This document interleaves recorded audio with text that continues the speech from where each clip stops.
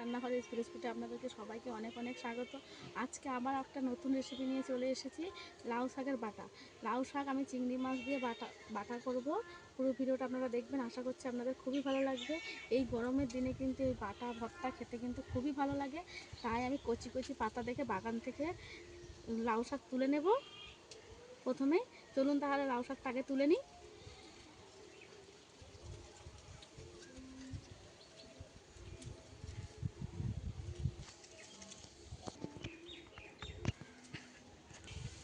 এই যে এখান থেকে পাতাগুলো তুলে নেব, একটু নরম নরম পাতা নেব।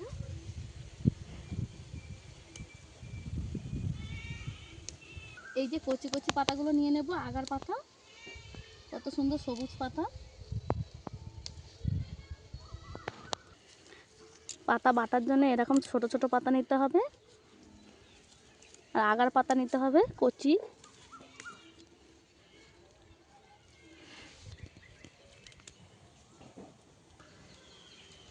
পাতা তোলা হয়ে গেছে, এবার রান্নাঘরে চলে যাবো।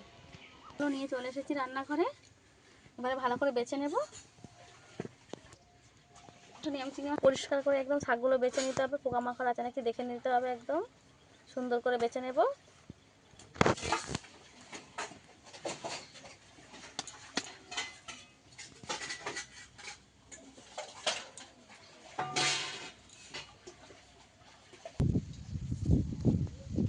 বেছে নিয়েছি, পরে কেটে নেব। আর এদিকে চিংড়ি মাছটাকে আমি ভালো করে কেটে নেব। এই যে চিংড়ি মাছ নিয়ে নিয়েছি, এগুলো কড়া চিংড়ি। শুধু শোয়ার এই লেজাটা কেটে নেব।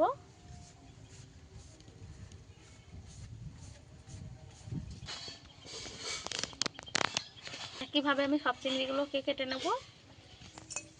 জল নেই। চিংড়ি মাছ কাটা হয়ে গেছে, ধুয়ে নিয়ে ফিরে আসবো রান্নার কাছে। ধুয়ে নিয়ে চলে এসেছি, এবারে লাউ পাতাগুলো কেটে নেব।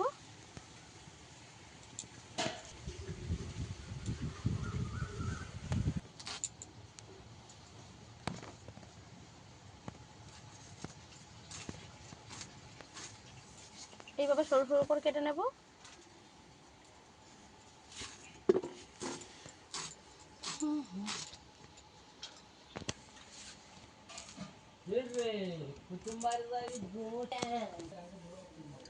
লাউ পাতাগুলো আমি এইভাবে সুন্দর করে গুছিয়ে নেব। আগে এইভাবে গুছিয়ে নিলে কাটা একটু সুবিধা হয়।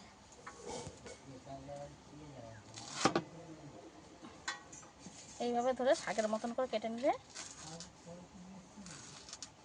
একদম মিহি করে কেটে নিলে একটু ভালো হবে।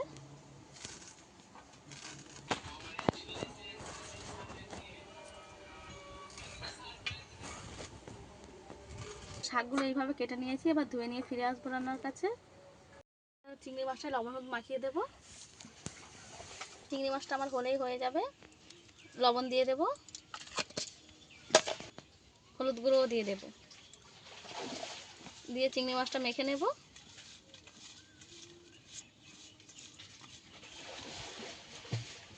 এখানে আমি বড় সাইজের একটা পেঁয়াজ কেটে নিয়েছি, আর কয়েক কোয়া রসুন নিয়ে নিয়েছি। কড়া বসিয়ে দিয়েছি, উনুনটাকে ধরিয়ে নেব। কড়া ভালো করে গরম হয়ে গেছে, প্রথমে আমি শুকনো লঙ্কা ভেজে নেব।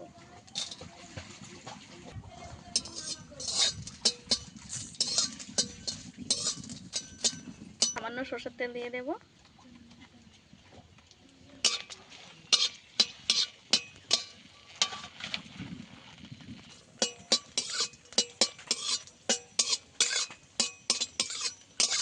ভালো করে ভাজা হয়ে গেছে, তুলে নেব। একটা বড় সাইজের পেঁয়াজ কেটে নিয়েছিলাম আগে, এটা ভেজে নেব।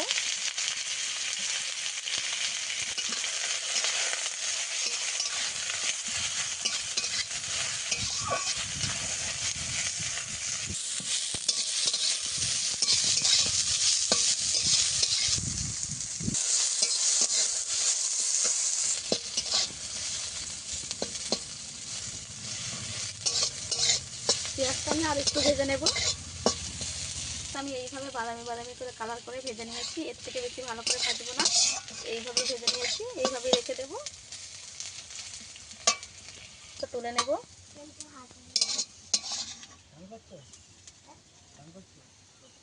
কড়ার মধ্যে সামান্য তেল দিয়ে দেবো, দিয়ে চিংড়ি মাছটা ভেজে নেব।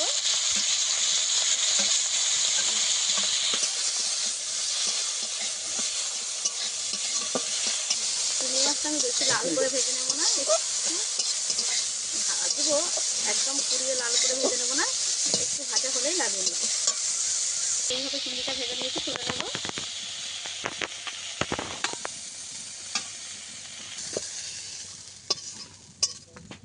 কড়ার মধ্যে তেল দিয়ে দেবো, অল্প করে তেল দেবো। এই যে ভর্তা সাজানোর জন্য কালো জিরে দিয়ে দেবো, কালো জিরেটাই মেন। এবারে রসুন কুচি দিয়ে দেবো,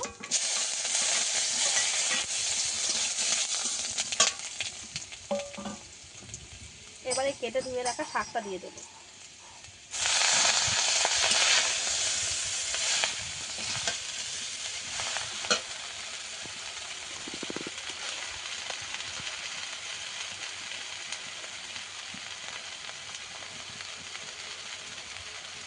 স্বাদ মতো লবণ দিয়ে দেবো, দিয়ে ভালো করে নেড়ে চেড়ে এটাকে সিদ্ধ করে নেব।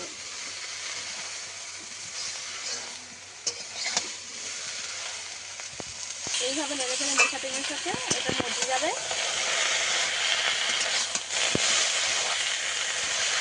এই জল বেরিয়ে যাচ্ছে শাকটা থেকে।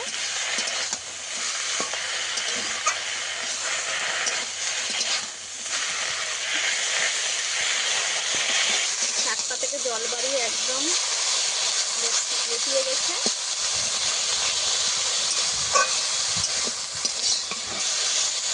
আমি তো এইভাবে ভর্তাটা বানাচ্ছি আর কি, সব কিছু আগে থেকে ভেজে নিয়েছি। আপনারা চাইলে সব কিছু একসঙ্গে দিয়েও এটাকে নেড়ে দিতে পারেন। শাকটা থেকে যে জলটা বাড়িয়েছে এই জলটাকে নেড়ে আমি একদম শুকিয়ে নেব।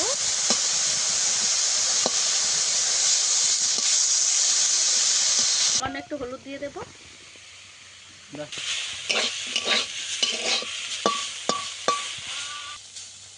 একদম এটাকে ভাজা ভাজা করে নিয়েছি। ভালো করে সব কিছু সিদ্ধ হয়ে গেছে, একদম রস আর একটুও নেই এর মধ্যে। এই যে একদম সিদ্ধ হয়ে গেছে, এবার বাটার মতন এটা হয়ে গেছে। এবার এটাকে নামিয়ে নেব। একদম কিন্তু ভালো করে এটাকে ফুটিয়ে নিতে হবে। এটাকে ভালো করে নামিয়ে ঠান্ডা করে নেব। এদের এক ধারে নিয়ে নেব।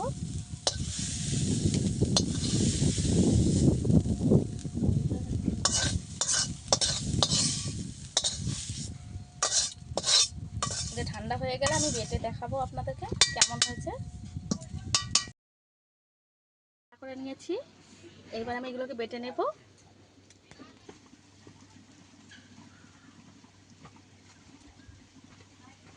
প্রথমে এই শাকগুলোকে বেটে নেব।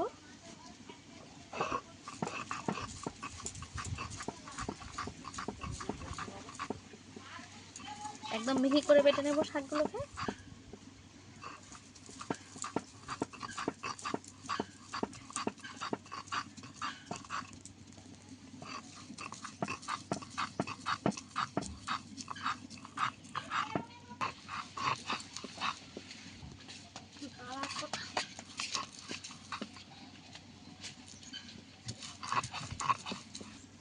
আবার বাকি শাকগুলো নিয়ে নেব, শাকের সঙ্গে রসুনগুলোও নিয়ে নেব।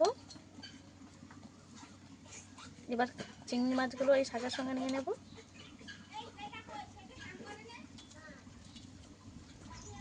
লঙ্কাও দিয়ে দেব।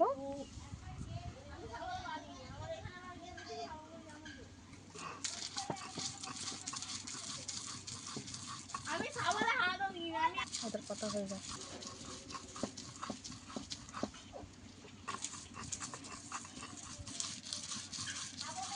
কিছুটা বাটা হয়ে গেছে, এবার পেঁয়াজটা এর মধ্যে নিয়ে নেব কিছুটা, দিয়ে আবারও মিশিয়ে বেটে নেব।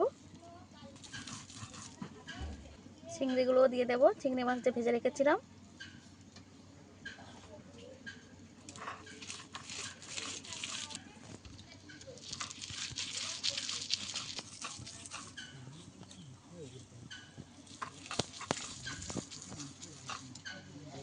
এখানে আরও একটা লঙ্কা দেব, দিয়ে বেটে নেব।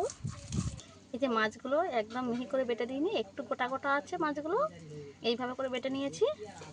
আপনারা চাইলে মিহি করেও বেটে নিতে পারেন।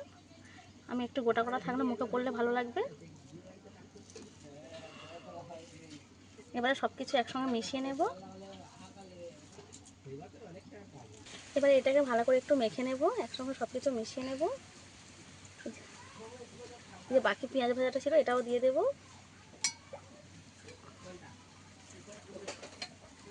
সব কিছু মেখে নেব।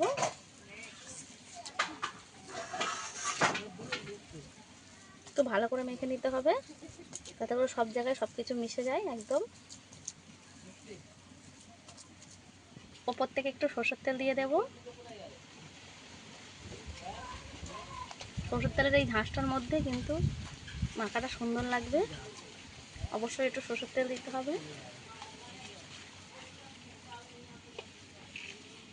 একদম আমার মাখাটা রেডি হয়ে গেছে। প্লেট নিয়ে নিয়েছি, প্লেটের মধ্যে তুলে নেব। আরও একটু সরষের তেল দিয়ে ওপর থেকে আরও একটু সরষের তেল দিয়ে দেবো।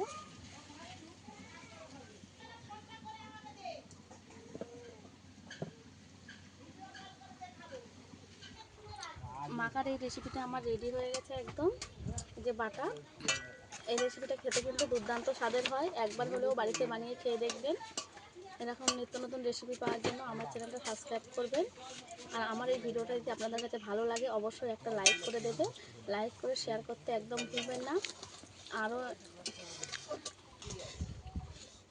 এরকম ভিডিও পাওয়ার জন্য আমার চ্যানেলটা সাবস্ক্রাইব করে আমার পাশে থাকার অনুরোধ রইল। আজকে ভিডিওটা এই পর্যন্তই। দেখা হচ্ছে নতুন কোনো ভিডিও নিয়ে। ততক্ষণ ভালো থাকবেন, সুস্থ থাকবেন।